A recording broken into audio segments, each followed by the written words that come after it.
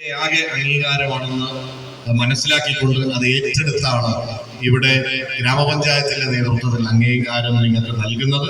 തീർച്ചയായിട്ടും ഇനിയുള്ള കരിയറൊക്കെ തെരഞ്ഞെടുത്ത് മുന്നോട്ട് പോകുമ്പോൾ ഈ സക്സസ് നിലനിർത്തിക്കൊണ്ട് നമുക്കെല്ലാവർക്കും അഭിമാനമായിട്ടുള്ള ആളുകളായി നാളെയുടെ ഭാവിയുടെ കാര്യങ്ങളൊക്കെ തീരുമാനിക്കുന്ന ആളുകളാണ് നിങ്ങൾ. അപ്പൊ അതുകൊണ്ട് തന്നെ എല്ലാവർക്കും അഭിമാനമാകുന്ന രീതിയിലേക്ക് നിങ്ങൾക്ക് കൂടുതൽ വളരാൻ കഴിയട്ടെ എന്ന് ആശംസിക്കുന്നു. മറ്റു വിശദമായ കാര്യങ്ങളിലേക്ക് കടക്കുന്നില്ല. ഒറ്റ കാര്യം മാത്രം പറയുക ആണ്, A+കൾ വലിയ പരിശ്രമത്തിന്റെ ഭാഗമായിട്ട് കിട്ടിയതാണ്. പക്ഷെ ജീവിതത്തിന്റെ സക്സസിന്റെ അളവുകോൽ കേവലം A+ മാത്രമല്ല എന്ന് കൂടി നമ്മൾ തിരിച്ചറിയണം. കാരണം നമ്മുടെ ജീവിതത്തിൽ ചിലപ്പോൾ നമ്മുടെ പല കാര്യങ്ങളിലും പല വെല്ലുവിളികളും ഉണ്ടാകുമ്പോൾ നമ്മുടെ കൂട്ടത്തിൽ നമ്മുടെ വീട്ടിൽ തന്നെ ചിലപ്പോൾ A+ കുറഞ്ഞ കുട്ടികൾ ഉണ്ടാവും. അതുകൊണ്ട് അവർ കഴിവ് കുറഞ്ഞവരാണ് എന്നൊന്നും കരുതിയിട്ടുള്ള ഒരു ചിന്ത നമ്മുടെ മനസ്സിൽ വന്നു പോകരുത്. ഒരു അഹങ്കാരമൊന്നും നമ്മുടെ മനസ്സിൽ ഒരിക്കൽ പോലും വന്നു പോകരുത്. കാരണം ഇനിയുള്ള ജീവിതത്തിൽ ഒരുപാട് വെല്ലുവിളികൾ അതിജീവിച്ച് നമുക്ക് മുന്നോട്ട് പോകാനുള്ളതാണ് എന്ന കാര്യം കൂടി നമ്മൾ മനസ്സിലാക്കണമെന്ന് ഞാൻ പറയാൻ ആഗ്രഹിക്കുകയാണ്. വിദ്യാഭ്യാസ മേഖല ഒരുപാട് മാറ്റങ്ങളിലൂടെ കടന്നുപോയ കാലമാണ് ഈ കഴിഞ്ഞ കാലം. പൊതുവിദ്യാഭ്യാസ സംരക്ഷണ യജ്ഞം വലിയ മാറ്റങ്ങൾ ഇൻഫ്രാസ്ട്രക്ചറിൽ കൊണ്ടുവന്നു. വിദ്യാകിരണം പദ്ധതിയുടെ ഭാഗമായി വന്ന മാറ്റങ്ങളുണ്ട്. മൊത്തത്തിൽ നമ്മുടെ കേരളത്തില് ഇന്ത്യ രാജ്യത്തിന് അഭിമാനമായിട്ടുള്ള രീതിയിൽ വിദ്യാഭ്യാസ മേഖലയിൽ പല മാറ്റങ്ങളും വന്നു. സമ്പൂർണമായി വിദ്യാഭ്യാസ മേഖലയിൽ ഡിജിറ്റലൈസ് ചെയ്ത ആദ്യ സംസ്ഥാനമായി കേരളം മാറി. അങ്ങനെ തുടങ്ങി നിരവധിയായിട്ടുള്ള കാര്യങ്ങൾ, ഞാൻ അതിലേക്കൊന്നും കടക്കുന്നില്ല. ഇപ്പോ ഈ അധ്യയന വർഷം ആരംഭിക്കുന്നത് നമ്മുടെ സമഗ്ര ഗുണമേന്മ പദ്ധതി ആവിഷ്കരിച്ച് നടപ്പിലാക്കുന്ന അധ്യയന വർഷമായിട്ടാണ് ഇത് ആരംഭിച്ചിട്ടുള്ളത്.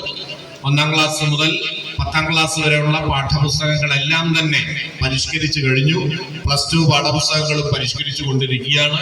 അങ്ങനെ വലിയ AI അടക്കമുള്ള കാര്യങ്ങൾ പഠിപ്പിക്കുമ്പോൾ തന്നെ മണ്ണിനെയും മനുഷ്യനെയും അറിയാൻ കുട്ടികളെ പഠിപ്പിക്കുന്ന തരത്തിലുള്ള സംവിധാനമാണ് മുന്നോട്ട് പോകുന്നത്. സമഗ്ര ഗുണമേന്മ പദ്ധതിയുടെ ഭാഗമായി നമ്മുടെ ക്വാണ്ടിറ്റി അളക്കാൻ നമുക്ക് A+കളും മറ്റു കാര്യങ്ങളൊക്കെ കഴിയുമെങ്കിൽ വിദ്യാഭ്യാസ മേഖലയിൽ നമ്മുടെ ക്വാളിറ്റി അത് വർദ്ധിപ്പിക്കാനുള്ള പ്രവർത്തനങ്ങളാണ് നടക്കാൻ പോകുന്നത്. ലാംഗ്വേജ് പഠിക്കുമ്പോൾ ഏറ്റവും പെർഫെക്റ്റ് ആയിട്ട് ആ ലാംഗ്വേജ് കൈകാര്യം ചെയ്യാൻ കഴിയണം. മാത്തമാറ്റിക്സ് പഠിക്കുമ്പോൾ അത് ഏത് രാജ്യത്തുള്ള ആളുകളോടും നമുക്ക് മത്സരിക്കാൻ കഴിയുന്ന രീതിയിലേക്ക് നമുക്ക് മാറാൻ കഴിയണം. അങ്ങനെ ഓരോ മേഖലയിലും അതിന്റെ ക്വാളിറ്റി വർദ്ധിപ്പിക്കുക. അത് ടീച്ചേഴ്സിന്റെ ആണെങ്കിലും സ്കൂളിന്റെ ആണെങ്കിലും വിദ്യാർത്ഥികളുടെ ആണെങ്കിലും ക്വാളിറ്റി വർദ്ധിപ്പിക്കാനുള്ള പ്രവർത്തനങ്ങളുമായാണ് പോകുന്നത്. തീർച്ചയായിട്ടും ഈ അധ്യയന വർഷത്തിന്റെ പ്രത്യേകത അത് തന്നെയാണ് എന്ന് കൂടി പറയാൻ ആഗ്രഹിക്കുന്നു. ഒരുപാട് മേഖലകൾ നിങ്ങൾ കരിയർ തിരഞ്ഞെടുക്കുന്നുണ്ടാവും. അതൊക്കെയായിട്ട് ബന്ധപ്പെട്ട് കുറെ കാര്യങ്ങൾ പറയണമെന്ന് എനിക്ക് ആഗ്രഹമുണ്ടെങ്കിലും ഞാൻ അതിലേക്കൊന്നും കടക്കുന്നില്ല. ഒരുപാട് നമ്മുടെ താല്പര്യം, നമ്മുടെ സാധ്യത, വരാനിരിക്കുന്ന കാലത്തെ ഏറ്റവും വലിയ സാധ്യതകളും നമ്മുടെ ഇൻട്രസ്റ്റും എല്ലാം നോക്കിക്കൊണ്ട് പരിഗണിച്ചുകൊണ്ട് വേണം നല്ല കരിയറുകൾ തിരഞ്ഞെടുക്കാൻ. എല്ലാവരും ചിലപ്പോ നീറ്റിന് പോകാം, എഞ്ചിനീയറിംഗിന് പോകാം എന്നൊക്കെ കരുതുന്ന ആളുകളുണ്ടാവും. പക്ഷേ വേറെയും ഒരുപാട് സാധ്യതകളുള്ള മേഖലകൾ നമ്മുടെ മുമ്പിൽ തുറന്നിരിക്കുന്നു. 21st സെഞ്ചുറി എന്ന് പറയുന്നത് കോമ്പറ്റീഷന്റെ മാത്രമല്ല, വലിയ അവസരങ്ങളുടെ, ഒരുപാട് സാധ്യതകളുടെ നൂറ്റാണ്ട് കൂടിയാണ്. ഈ ഓരോ കാലഘട്ടത്തിലും ഓരോ സംവിധാനങ്ങൾ മാറിയിട്ടുണ്ട്. ഒരു കാലത്ത് അച്ചടി വന്നപ്പോ അത് വലിയ മാറ്റം ലോകത്തുണ്ടാക്കി. ടയർ കണ്ടുപിടിച്ചപ്പോൾ ലോകത്തിന്റെ വേഗത കൂടിയിട്ടുണ്ട്. ഇന്റർനെറ്റ് കണ്ടുപിടിച്ചപ്പോൾ ഉണ്ടായ മാറ്റം നമുക്കറിയാം.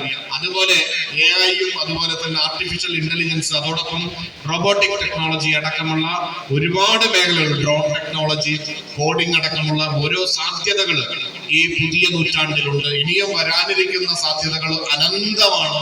അപ്പൊ അത്തരം സാധ്യതകളിലേക്ക് കൂടി നിങ്ങൾ പരിശ്രമിക്കണമെന്ന് കൂടി അഭ്യർത്ഥിക്കുകയാണ്.